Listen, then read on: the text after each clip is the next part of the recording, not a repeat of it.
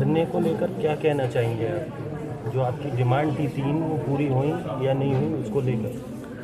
जो भी डिमांड थी, जो भी हमारी डिस्कशन हुई, रात में हमारे भाइयों ने कहा कि मुलाकात कर लो जा कर के। उनके कहने पे हम अंदर गए, जो भी निष्कर्ष निकला उसको ला करके फिर सारे हमारे भाइयों के सामने रखा गया, जिससे वो संतुष्ट थे। लेकिन मुझको उसमें संकोच था, उनकी नीयत पर शक था। मैंने अपनी हंगर स्ट्राइक नहीं तोड़ी। कागज़ इन्होंने नहीं दिया और बहुत लेट कर रहे थे। फिर शाम में कागज़ आया, जो बातें डिस्कस की गई थी और जिसमें वहाँ पे संतोष था, वो बातें उन कागज़ में नदारद थी, जिसको देखते हुए मैंने ये जताया अपनी आशंका, और इस हंगर स्ट्राइक को मैं कंटिन्यू रख रहा हूँ। आगे हंगर स्ट्राइक कंटिन्यू रहेगी? जैसा आह्वान पहले दिन से किया था, आज हंगर स्ट्राइक का 7वां दिन है और हंगर स्ट्राइक कंटिन्यू रहेगी जब तक वो सारी डिमांड्स नहीं मान लेती हैं यूनिवर्सिटी प्रशासन, तब तक ये हंगर स्ट्राइक कंटिन्यू रहेगी। मेरा नाम यासिर फहद है। तो जो धरना चल रहा है उसको लेकर क्या कहेंगे? आगे कंटिन्यू रहेगा या ख़त्म कर दिया गया? जैसे देखिए कि हमारी जो तकरीबन 17-18 दिन तक के जो ये प्रोटेस्ट चला हमारा, उसमें बहुत सारी डिमांड्स थी। तो कल जो है टेबल टॉक के लिए डेलीगेशन के लिए मैडम वाइस चांसलर ने इनवाइट किया, तो उसमें तकरीबन 13 लड़कों की लिस्ट बनी।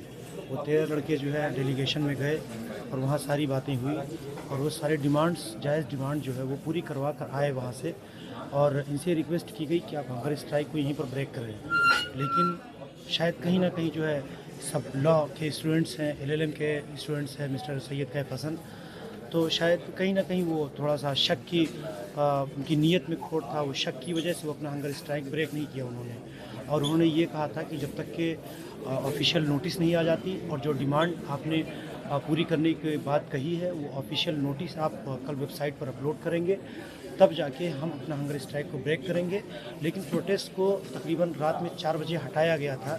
ये सारे लोगों की रजामंदी पे, जितने भी जनरल स्टूडेंट्स थे सबकी रजामंदी पे वहाँ से हटा दिया गया था, चूँकि मैडम वाइस चांसलर ने ये बता दिया था कि आपके डिमांड्स पूरे कर दिए गए हैं। तो उनसे ये भी कहा गया था। तो कैफ हसन और उनकी जो पूरी टीम थी जो डेलीगेशन में गए थे, वो लोग जब बाहर आए तो उन्होंने सारे जनरल स्टूडेंट्स जो वहाँ पर खड़े थे प्रोटेस्ट में, प्रोटेस्ट साइड पे जितने भी लोग थे, उनसे मैडम वाइस चांसलर के वादा जो पूरा किया था, जो कहा था कि हम जायज़ डिमांड पूरा करेंगे, वो जो डेलीगेशन के लिए गए थे उन लोगों ने बताया कि हमारी डिमांड पूरी की गई है।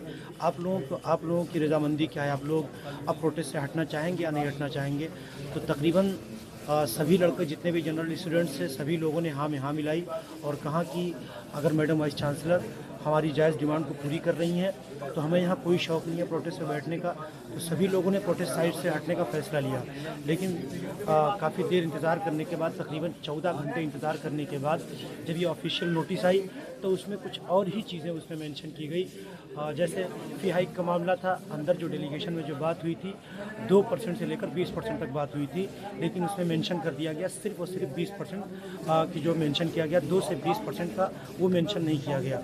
और दूसरी चीज़ थी उसमें जो है अलीगढ़ मुस्लिम यूनिवर्सिटी स्टूडेंट्स यूनियन की जो डिमांड थी, अमूसू की जो डिमांड थी, उस डिमांड को लेकर डेलीगेशन में ये कहा गया था, मैडम वाइस चांसलर ने ये वादा किया था कि दिसंबर के महीने में हम फर्स्ट वीक में ये इलेक्शन करवा देंगे। विदिन 8 से लेकर 10 के बीच में, दिसंबर की 8 से लेकर 10 के बीच में हम इलेक्शन करवा देंगे।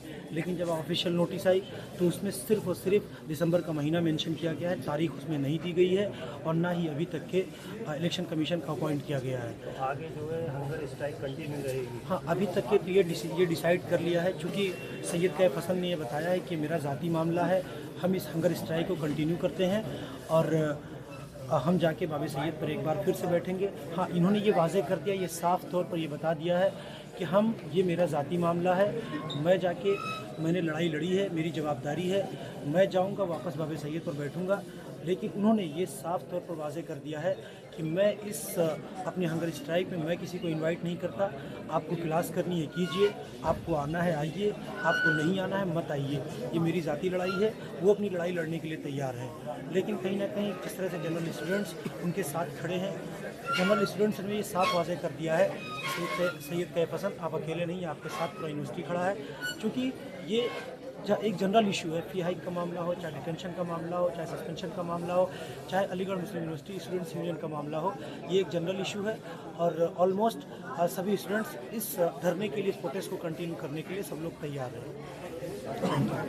स्ट्राइक को लेकर क्या कहना चाहिए, कंटिन्यू रहेगी क्या, क्या नाम है आपका? जी, मेरा नाम मोहम्मद अदीब है और हंगर स्ट्राइक जैसे कि कैफ भाई कह रहे हैं कि वापस से कंटिन्यू रखेंगे, क्योंकि जो पिछले कल जो डेलीगेशन हुआ 13 स्टूडेंट जो गए और सामने एडमिनिस्ट्रेशन ने सारे स्टूडेंट के सामने जो वादा किया और उस वादे को फैसला दूसरा आया, नोटिस में फैसला दूसरा आया।